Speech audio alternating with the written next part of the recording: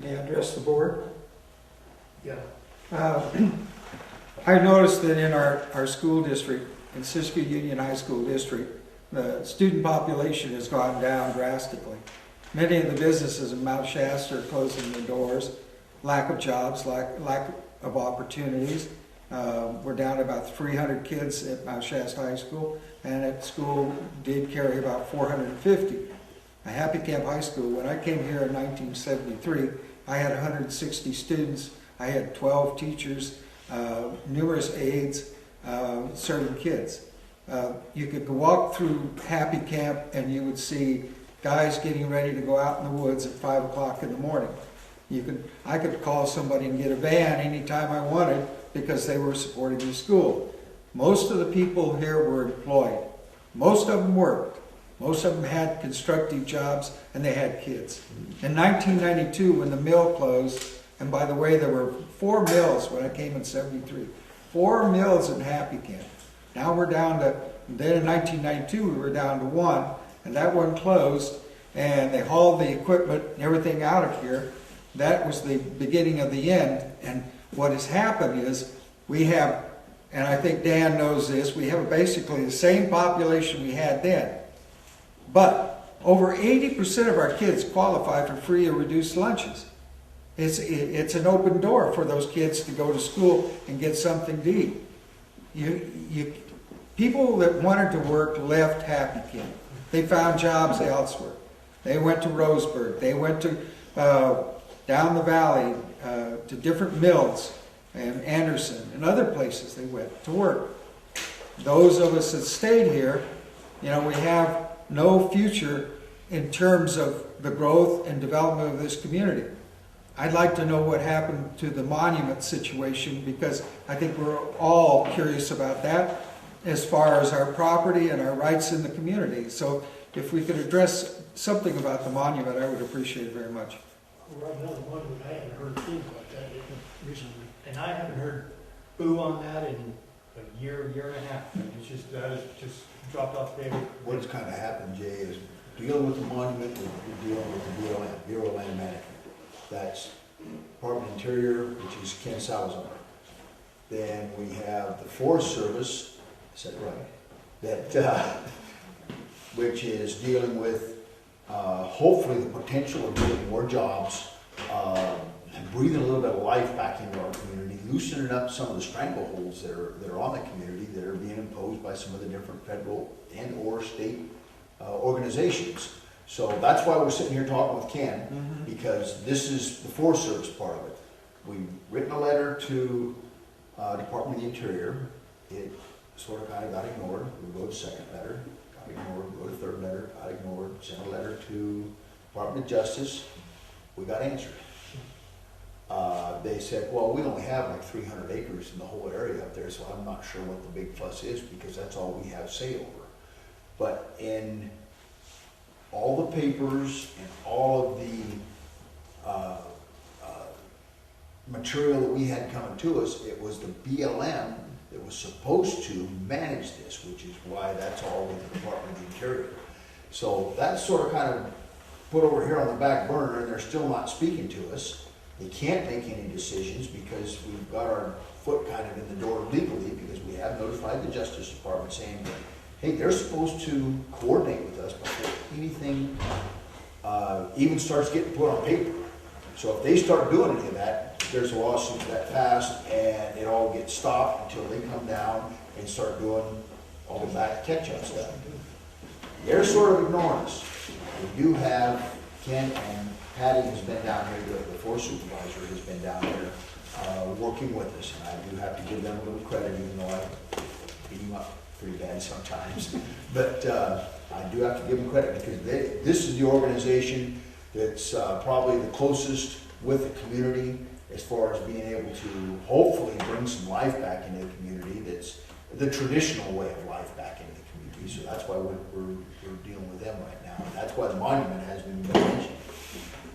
But we still haven't posted. Right.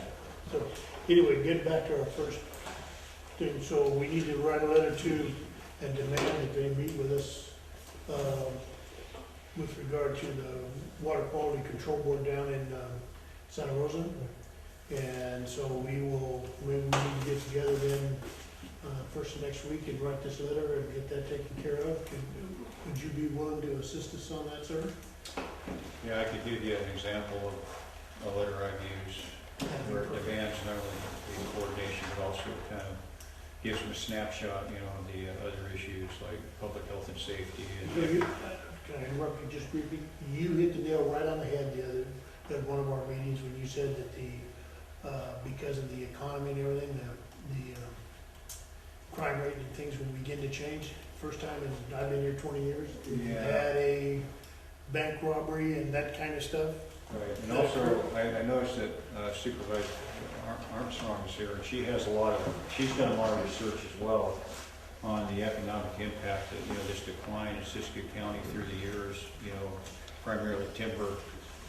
And, you know, I'm kind of passionate about the timber issue because just the public safety issues and you know, my family going back generations worked in lumber mills. And I tell this, I usually tell the federal authorities that I deal with, and I told Noah this, that our county is on that thin line between, you know, destruction and total devastation. And is it a shame that we have all these forests? And I flew over the forest recently downriver here. We were looking for a marijuana cultivation site. And I looked down the forest, the canopy on the forest looks so thick they look like jungles I've seen in places like Thailand and the Philippines. And is it a shame that we have our kids, and I have kids, they can't get a job in Siskiyou County, and the kids that come home, they could go over and fight in Iraq or Afghanistan, and they come home, they can't even get a job. At least in the lumber industry, they're not getting a job, more likely than not. When we have all this potential. And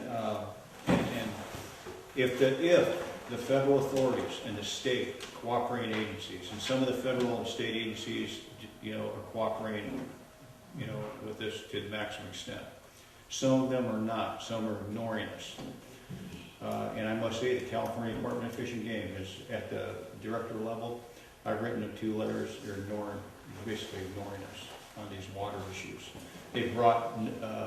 And I'm not trying to, I mean, the local wardens, they're great, Larry Harris, but I'm just telling you, some of these agencies are not cooperating. If they follow the law, there's no reason why we can't have, you know, some lumber mills in Siskiyou County. There's no reason why we can't, you know, cut down dead and dying trees or go out there and thin the forest out a little bit. There's no reason why we can't do that. There's no reason why we can't give people jobs. There's no reason why the board of supervisors can't give all the county departments a greater capacity to serve these great citizens of Siskiyou County instead of laying people off and you know, having these budgets that are just so scant that you can hardly survive and get by. And if they follow the law and they coordinate and there's a balance between, because we could protect the natural environment and still give people jobs and still you know, prosper.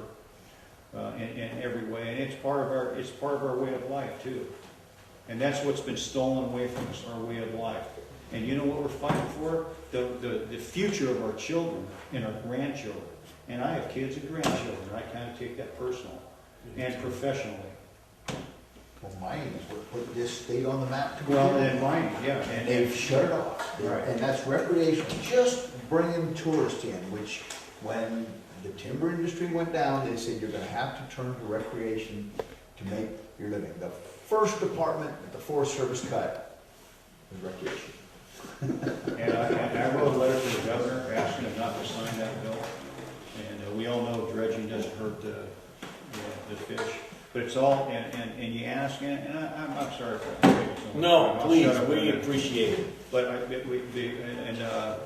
Supervisor Armstrong, the board of supervisors, asked him the same question. He goes, why are you doing this? I asked Noah, why are you traveling 150 miles inland with your National Marine Fisheries Service and rousing a farmer in, you know, in Scott Valley? It just doesn't make sense to me. Why are you doing that? And I always hear, well, we have to make sure that the species doesn't go extinct. the fish. We have to protect the fish. I said, you know what? All of us love the fish, we love the wildlife, we love the forest. If we didn't, we probably wouldn't live here, right? I said, well, when are you gonna start thinking about the people? Do the people matter anymore? That's the problem. The government, The fish pay taxes. well, and you know what? And I'd be willing to bet that all these people in this room, and all the ranchers and farmers, and the timber fallers are probably better stewards of the environment and the fish and the birds and the frogs and the trees than the federal or state government ever thought about being too. They are the environmentalists, not the preservationists. May I ask a question? Marcia Armstrong, may I ask you a question? Sure. When was it that the Board of Supervisors voted and said that the public lands was a public nuisance? Do you remember when that was? They actually voted and made that statement.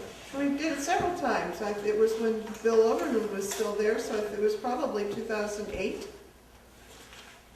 When we sit in these meetings and we don't ever get any movement at all, and I hate the thought of getting our guns out, but you wonder at times.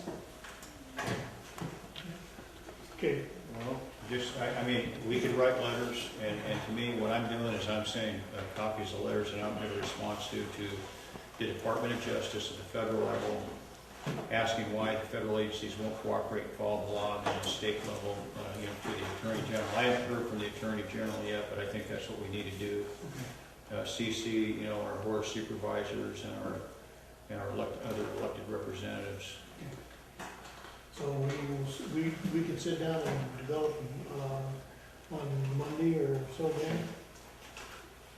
We can go after, we can address the Water Quality Control Board at the state level and begin to take on the Fish and Wildlife Service over the Spotted Owl. Okay, so we'll do that. If you can fax me or email me that, Yeah, I can give you a copy of one letter. Well, I'll email it to you so you can cut and paste. okay, that would be great. And then we can work on that and get that taken care of, which will support you with what you're trying to do too. And so that will be one of the things that we can get accomplished and get things going, because we need to take and put some teeth in what we're after anyway.